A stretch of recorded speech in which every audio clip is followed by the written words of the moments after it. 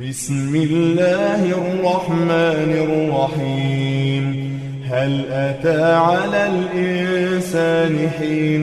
من الدهر لم يكن شيئا مذكورا إنا خلقنا الإنسان من نطفة أمشاج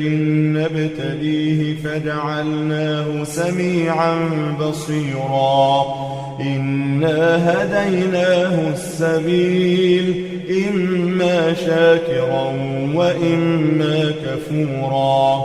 إنا أعتدنا للكافرين سلاسل وأغلالا وسعيرا إن الأبرار يشربون من كأس كان مزاجها كافورا عينا يشرب بها عباد الله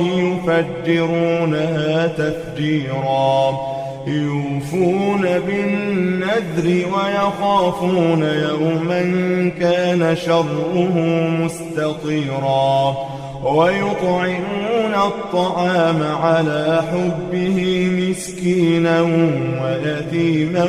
وأسيرا إنما نطعمكم لوجه الله لا نريد منكم جزاء ولا شكورا إنا نخاف من ربنا يوما عبوسا قمطريرا فوقاهم الله شر ذلك اليوم ولقاهم نضرة وسرورا وجزاهم بما صبروا جنة وحريرا متكئين فيها على الأرائك لا يرون فيها شمسا ولا زمهريرا ودانية عليهم ظلالها وذللت قطوفها تذليلا ويطاف عليهم بآنية من فضة وأكواب كانت قوارير من فضة قدروها تقديرا ويسقون فيها كأسا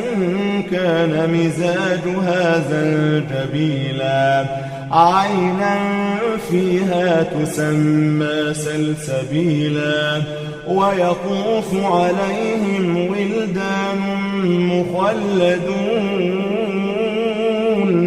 إذا رأيتهم حسبتهم لؤلؤا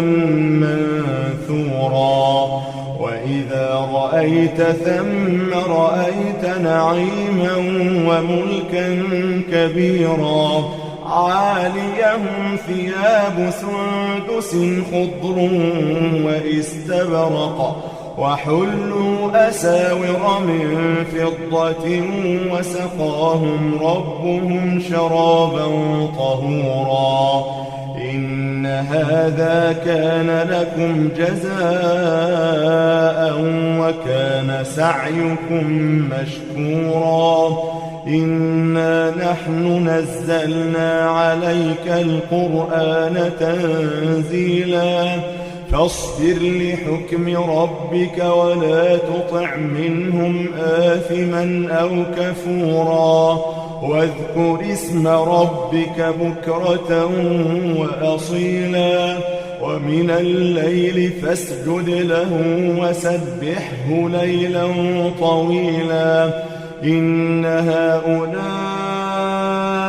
يحبون العاجلة ويذرون وراءهم يوما ثقيلا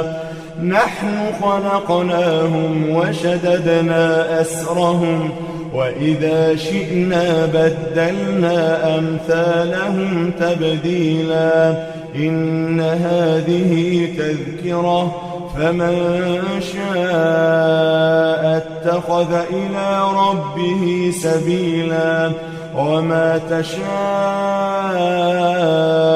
إلا أن يشاء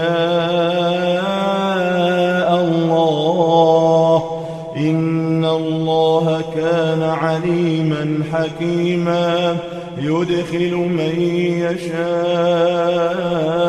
في رحمته والظالمين أعد لهم عذابا أليما.